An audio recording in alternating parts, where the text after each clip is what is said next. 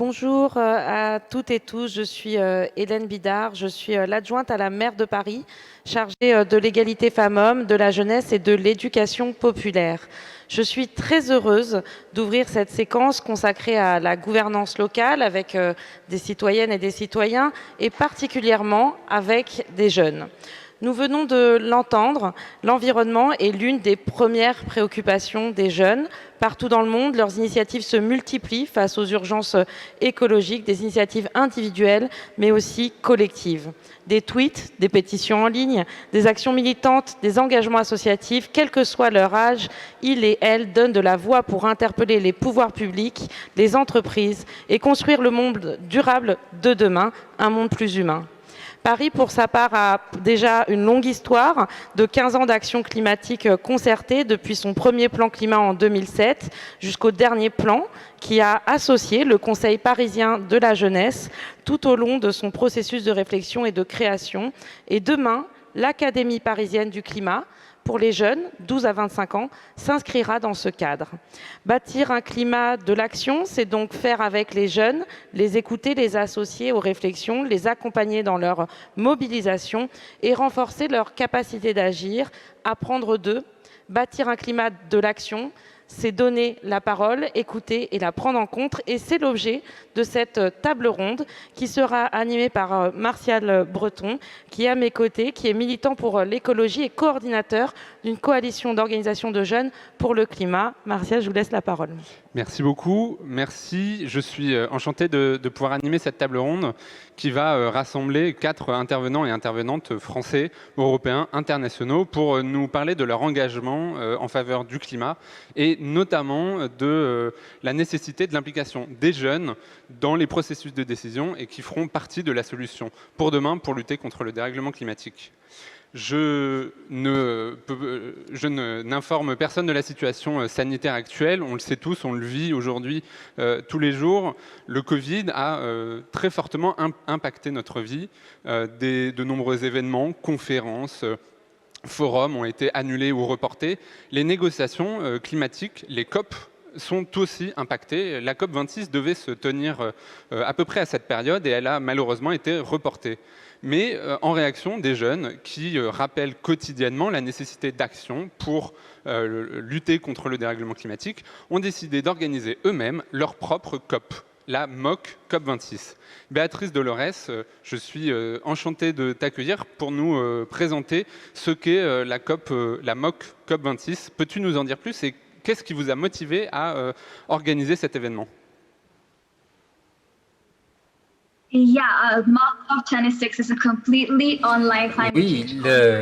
la conférence est une conférence en ligne organisée par la jeunesse du monde entier. Vous avez 18 associations. Nous avons des gens représentant, vous avez 9 qui représentent l'hémisphère nord, 9 l'hémisphère sud. Et nous avons organisé tout cela en l'espace de 3 mois pour créer une conférence en 2 semaines qui a pu parler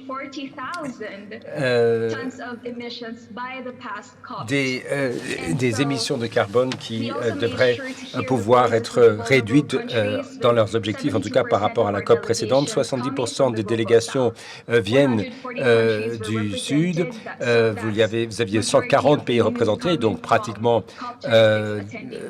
presque tous les pays représentés à la COP elle-même. Ce ne sont pas les sociétés privées qui ont déterminé notre agenda. Donc, on s'est rendu compte qu'il y avait des politiques liées notamment à tout ce qui est l'offshoring et les incidences que cela peut avoir sur les populations indigènes, voir ce qui pouvait être fait pour protéger l'environnement et les populations locales d'ici à 2030 qui sont directement touchées par ces phénomènes.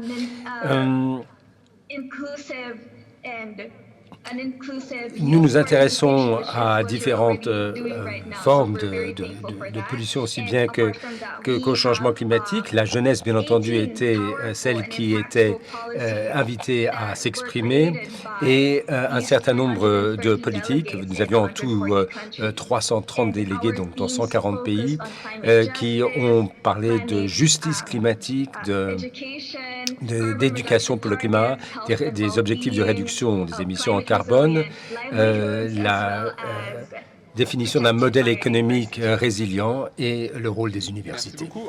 En quelques mots, selon toi, donc tu nous as déjà présenté quelques conclusions de cet événement incroyable. Est-ce que les jeunes ont fait mieux que leurs gouvernants, d'après toi?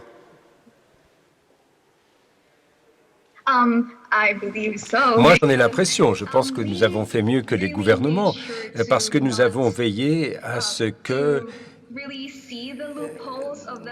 nous avons constaté qu'il y avait par le passé des lacunes que nous avons soigneusement évitées. L'idée était de définir des politiques strictes qui prévoient qu'il n'y ait pas justement d'offshoring, ou alors s'il y en a, ça doit être encadré très strictement par des politiques rigoureuses.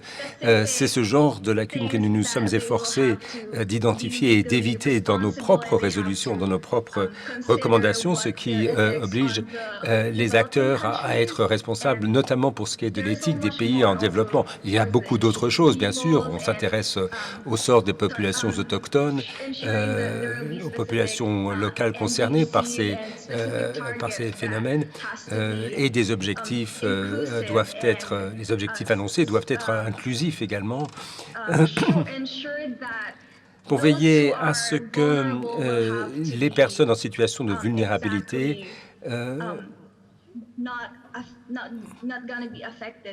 ne soient pas directement affectés par ces phénomènes. Merci beaucoup. On va remonter un peu dans le temps. Il y a 5 ans, Jérémy Kumélian, notre prochain intervenant, faisait partie du Conseil parisien de la jeunesse et était impliqué avec le CPJ, le Conseil parisien de la jeunesse, dans la rédaction, l'écriture en partenariat avec la mairie du plan climat de la ville de Paris. Qu'est-ce que tu peux nous en dire, et aussi surtout pourquoi c'était aussi essentiel que les jeunes soient impliqués dans la rédaction de ce plan climat? Bonjour à tous. C'était très important pour les jeunes parisiens et parisiennes, mais pas que, aussi d'être impliqués dans la rédaction de ce plan climat pour différentes raisons. Déjà, les différents profils à l'époque qui faisaient partie intégrante du CPJ permettaient d'apporter une diversité dans les approches, différentes sensibilités également, un partage et une découverte également tout au long du processus du plan climat avec les partenaires institutionnels, des élus et des associations.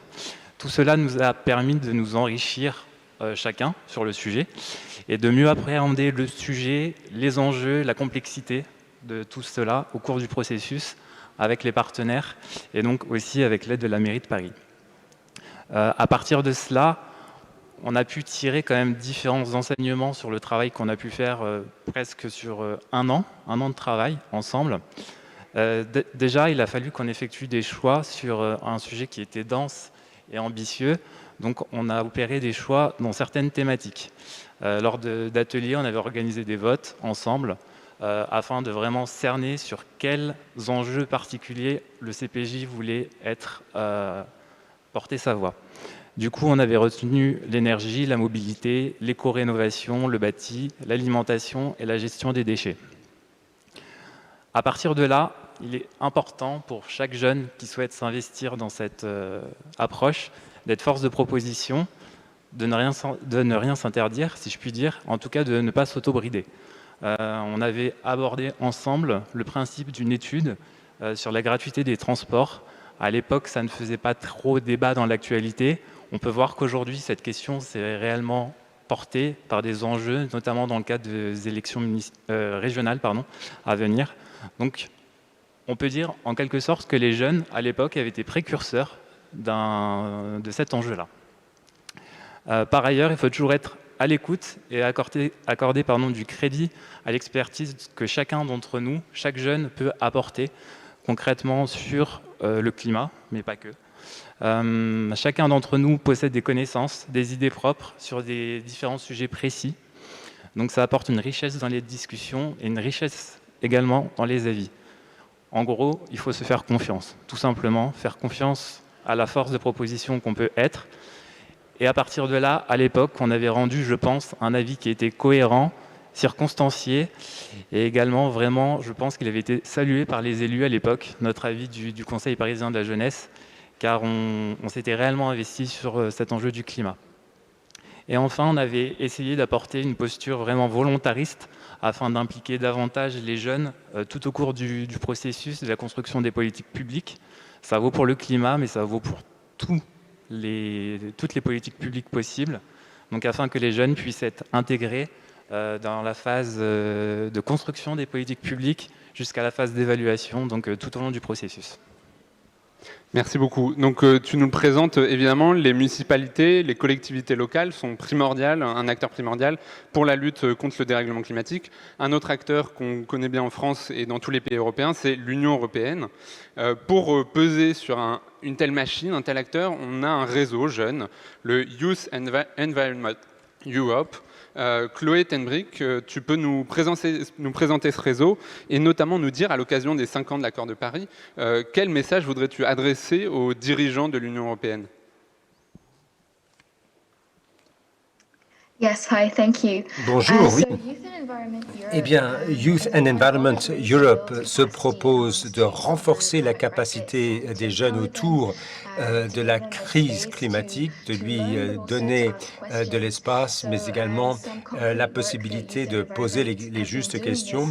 Et une des choses que nous avons faites, la semaine dernière en particulier, il y a eu un dialogue de la jeunesse avec la commissaire à la Direction générale du climat de la Commission pour lui poser des questions, pour procéder à un échange, à un dialogue.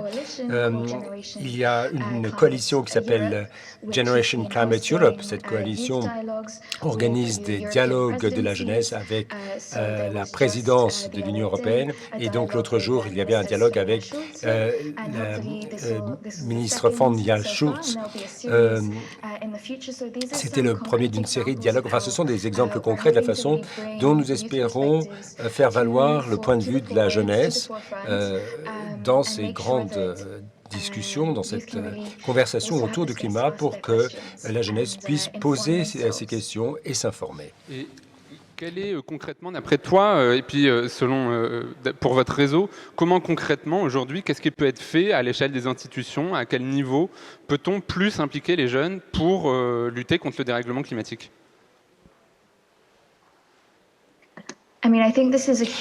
C'est une énorme question. Ce qui doit être fait, c'est de veiller à ce que la jeunesse dispose d'une certaine autonomie, qu'elle puisse s'exprimer, qu'on ne la considère pas simplement comme disons, une partie marginale de la société qui s'agite un peu. Non, il faut que toute cette génération soit associée aux politiques d'éducation ou même dans le secteur non éducatif. C'est ce qui se passe avec le dialogue de la coalition de la jeunesse, pardon. Et donc, l'idée, c'est de réunir tous les pans de la société pour que les événements tels que celui-ci puissent, par les voies numériques, être accessibles à tous, venant de toutes les origines. C'est un peu cette généralisation qu'on recherche, plus d'espace pour la jeunesse, pas simplement pour se faire entendre, mais pour apprendre également. Merci beaucoup, Chloé. Enfin, bien sûr, on ne pouvait pas organiser une table ronde sur la question de l'engagement des jeunes pour le climat sans convier l'un des mouvements phares de ces quelques dernières années, le mouvement Fridays for Future. Et je suis très heureux d'accueillir Hilda Flava Nakabouye, qui est l'initiatrice du mouvement en Ouganda. Juste avant de te donner la parole, Hilda, je voudrais rappeler quelques chiffres des mobilisations de ce mouvement, notamment en septembre 2019, où 7 à 8 millions de jeunes se sont mobilisés partout dans le monde, dans les rues, pour appeler à l'action, une action beaucoup plus forte et engagée sur les questions climatiques, allant jusqu'à même 500 000 personnes dans les rues de Montréal lors de la venue de Greta Thunberg. Hilda, d'après toi, quelle est l'étincelle? Qu'est-ce qui a déclenché un tel mouvement d'ampleur internationale?